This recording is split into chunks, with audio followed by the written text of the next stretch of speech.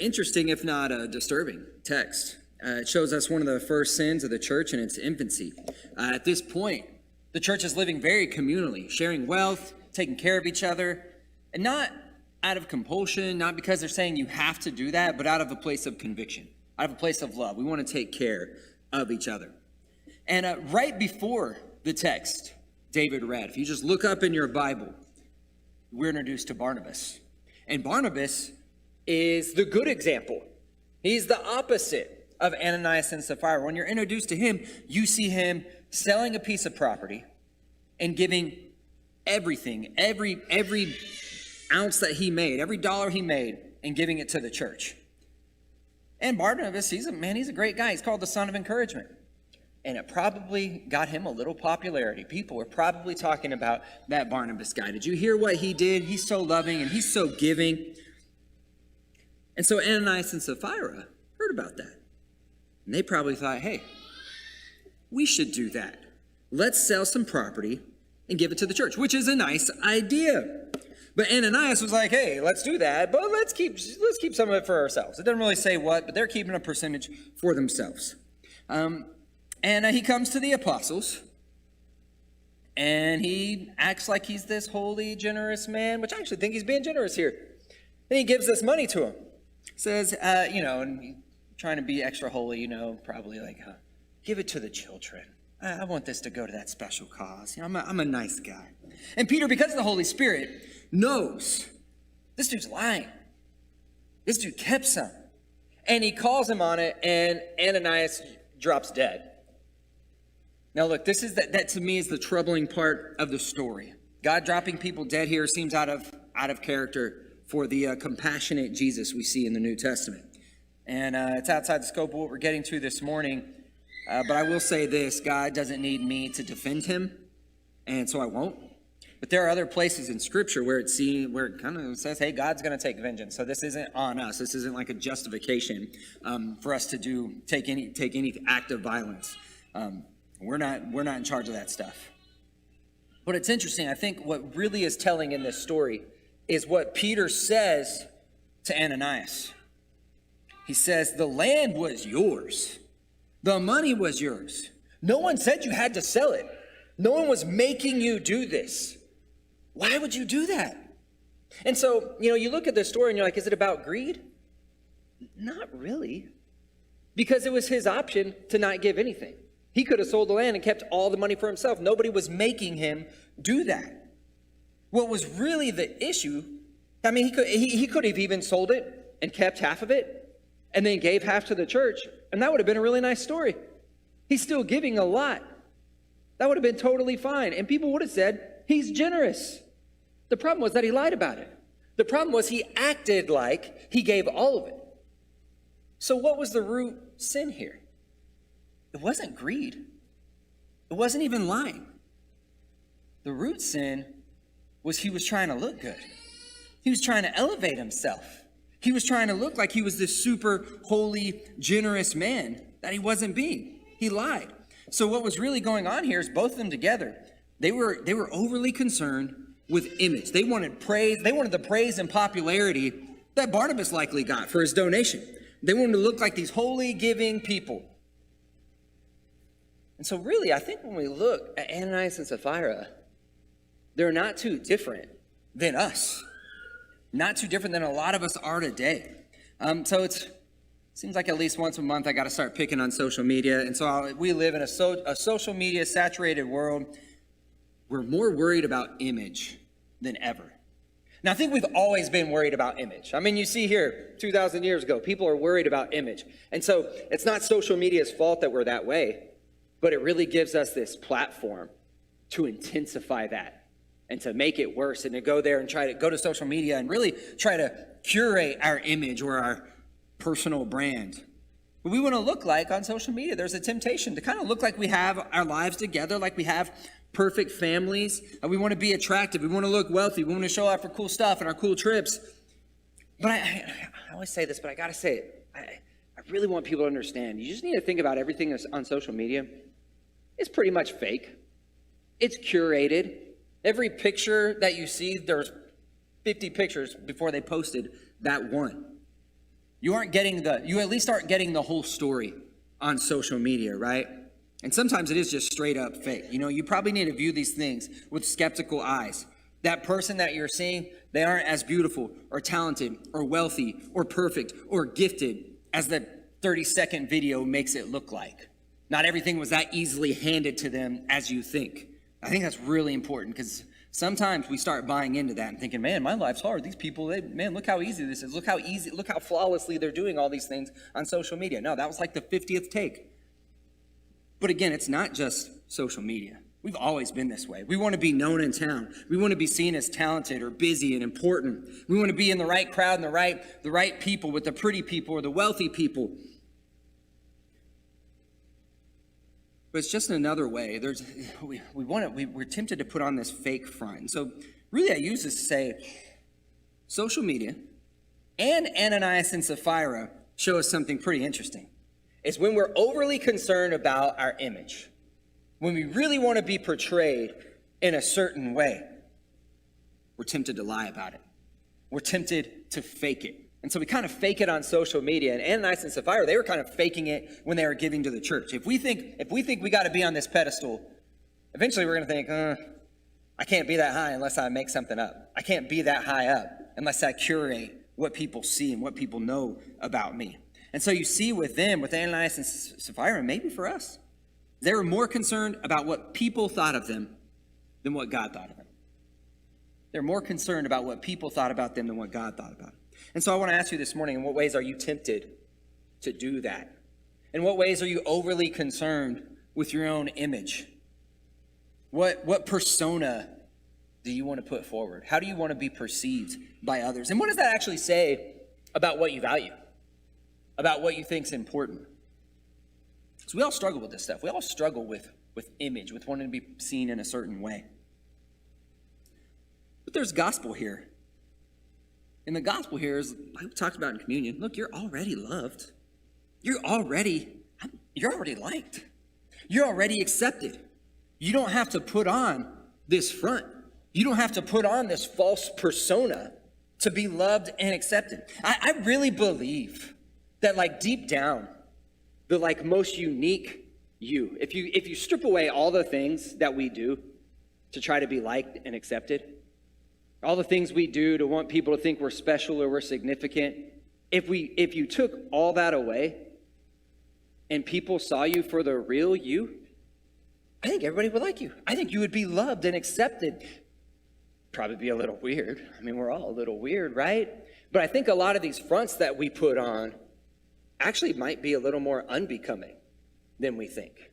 I think deep down we are all deeply valued, and there is good in us, and we don't need these fronts that we try to put on. So you already are loved. You are already accepted. You are already valuable. You don't have to put up these fronts. You don't have to fake anything. So looking back at the story, Ananias he's caught in this lie. He drops dead. Then Sapphira comes in, and she lies too. Now the text makes it sound a little bit more like it's Ananias' idea, but obviously Sapphira is culpable in some way.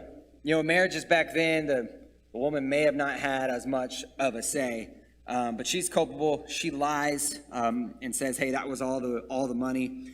And so what I think is interesting here is you see a married couple agreeing to sin together, agreeing to attempt to deceive the church together. And so it shows there's a need for accountability in marriage. This was brought up at our marriage retreat. And I think it's pretty important. And it's not something, when you do marriage counseling and stuff, this isn't premarital counseling. This isn't something that you bring up a lot. But it's a great asset to a marriage. Who better to hold you accountable? Who better to push you to be a better person than the person who knows you the most? One of the hardest parts of marriage is having a person who lives with you, who sees you for who you really are. That front I was talking about that we try to put on, eventually they're going to see through that.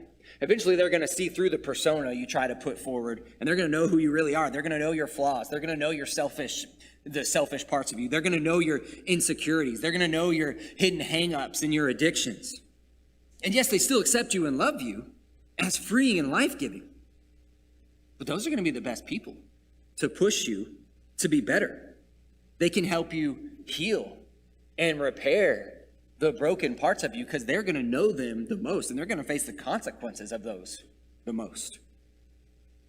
So I'm still a work in progress, but I will tell you I am much more careful, I'm much more thoughtful, and I'm a much more giving person because of my wife. I would be a pretty big jerk without her. But I also understand on the other side of all that is, because now I'm saying like, hey, you can help people be better. Some of you guys are probably thinking, but I don't want this person to fix me. And so we do need to find some balance, right? We don't want to be picked apart and corrected all the time by the person that we're supposed to be safest with. So you got to find some balance there. But I will say this, if I'm in a relationship, and I have this not only with a marriage relationship, and I hope you have some relationships like these too, with a really close friend, or maybe a parent or a sibling. If you're in one of these relationships where you know that you are loved and accepted and valued no matter what, like one of those relationships you're just really secure in, you probably take criticism in that relationship a little bit better. When those people that you know love you, when they offer up criticism, it's a little more well received, a little more taken a little more seriously. Because well, whatever this thing I did that they don't like, it's not going to change the way they view me. This thing that upset them or this thing that I did wrong, it's not actually going to hurt our relationship because we are good. And so because of that, maybe you're more willing to change and hear that and adapt and do things differently. Similarly, if you're really secure in that relationship, you know that criticism isn't coming from a place of really just trying to put you down, or really because they're just mad or jealous or whatever. And those criticism in a secure relationship, I think, is very healthy and the best place to be criticized. And so, can't believe I'm up here saying you should criticize your spouse more. But there's a place for that. But you got to be careful. But and so really, what I want you when we talk about accountability in marriage, is there an issue in your marriage that you need to address? Is there an issue in your relationship that you need to address? If you're not married, think about those close friend relationships. Is there an issue that you need to address? Are you going down a dangerous path and someone needs to be a leader and speak up and say, hey, we shouldn't be doing this? Are you both turning a blind eye towards something you shouldn't be doing? Are you, one way I like of thinking about it is, are you assisting each other in self-deception? I'll help you in your self-deception, you help me in mine. Maybe there's a greed issue you need to address. Maybe in your marriage or in your family, you've been caught up with the chase of money and status and stuff that it brings. Maybe it is a substance abuse issue.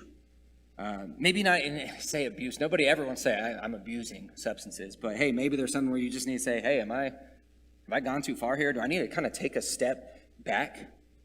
Maybe it's just negativity. I think sometimes in relationships and friendships and in marriages, we can kind of have this attitude, this negative criticism that just kind of goes with us everywhere. You leave church and talk about what you didn't like. You go to school and talk about how you couldn't stand that teacher.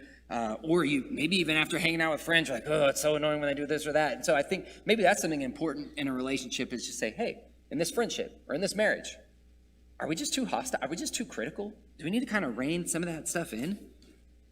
So what issue do you as a couple need to quit turning a blind eye to quit assisting each other in self-deception and be a leader and address it? What can you as a couple do to make each other better? Marriages need accountability. At our marriage retreat, we talked about framing the future of our marriage and kind of looking towards maybe some goals. Where is this thing going? And I think that's important because I can only think like a week in advance usually. And for many of us, it's our kids, right? Our marriage is kind of about our kids. That's our main goals. We want to get our kids set straight. But I like that we have multi-generational marriage retreat where there's people kind of at all these different places in their marriage. And I don't know if we talked about this as a group, but I know privately we talked about it with some people about sometimes our marriages become so much about kids that once the kids are gone, it's kind of like, oh, well, now what? And, they say that's when a lot of divorces happen. And so I was really encouraged to have some couples that have walked through that or are going through that can give us some real encouragement. But anyway, all this to say is it's interesting to think, what is the goal of our marriage and where are we going? What is our marriage for?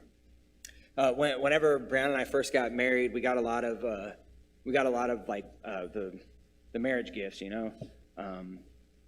And one random one that someone gave me, it was a book about marriage, but it was very theologically driven. And it basically, the thesis of the book was, what if your marriage isn't about your happiness at all? What if your marriage is about blessing God and blessing others? What if your marriage was about something way beyond just the two of you? And we don't always think about that.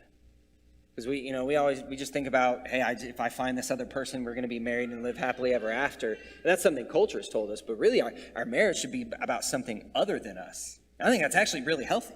I think that's actually the keys to a very successful marriage, is to think, hey, where is this thing going? What can we do? How can we make us better people? And how can we make the world a better place? How can we bless God and bless others in our marriage? And so again, if you're not married, I want you to think about this question.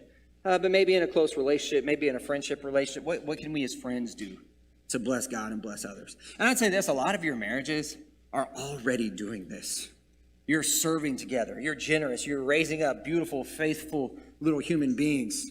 You're investing in students and in people and relationships at church. You're blessing the lives of everybody you come into contact with. And so maybe that's a good thing to think about is, hey, how am I already doing this? How are we already kind of nailing this stuff? Think about, I know a couple couples kind of in here have a sense of a mission statement for their family or for their marriage. I think that's really cool. Thinking about, why did God put the two of us together? And how can the two of us uniquely bless God and bless others? Why did God bring us together? Is there something special we can do for him and for his kingdom? How can the two of you make your community a better place? How can you bless and shape your friends and family? I believe good, healthy marriages bless way more than just the two people in them. Christian marriages bless a lot of people.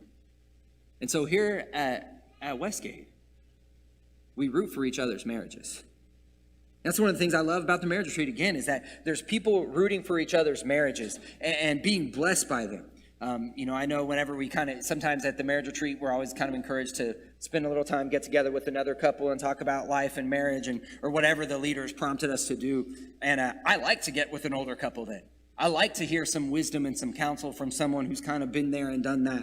And so people's marriages blessed mine last weekend. So I love that. And so we have a God.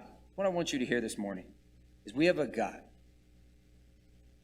who totally accepts you, totally loves you, and wants to bless you. He wants to be in a relationship with you.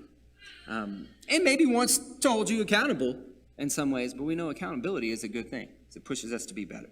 And so if you're here this morning and you want to accept Christ, or you need any prayers, if you need anything at all, we invite you to come now as together we stand and sing.